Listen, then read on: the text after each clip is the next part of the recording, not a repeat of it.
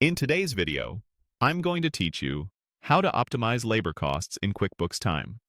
We'll walk through how to open QuickBooks Time, review employee hours, see who's currently on the clock, control overtime using reports, adjust schedules to balance workloads, and approve time before payroll.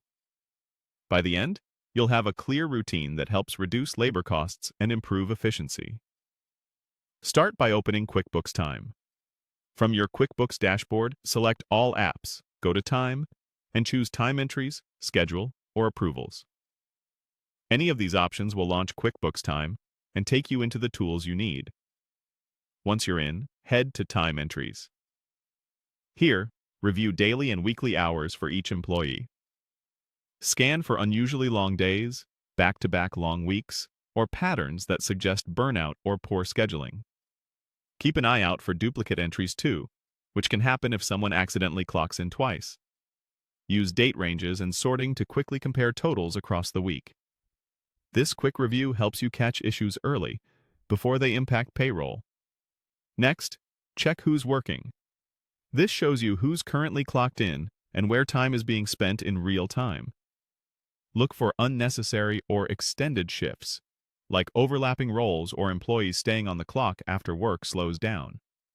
If you see something off, follow your normal communication process to adjust coverage or remind the team to clock out when they wrap up. To control overtime, go to Reports, Open Time by Employee, or the Payroll and Labor Reports. These give you a clear view of who is approaching or exceeding overtime. Compare current hours to your standard workweek and past periods so you can spot trends.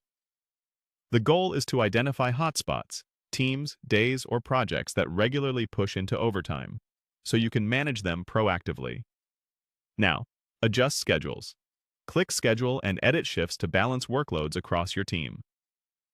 Spread hours more evenly to reduce overtime while maintaining coverage for busy times. Small tweaks, like shifting a few hours from one person to another, can prevent overtime from snowballing. Be sure your changes align with your staffing plan and any labor rules you follow.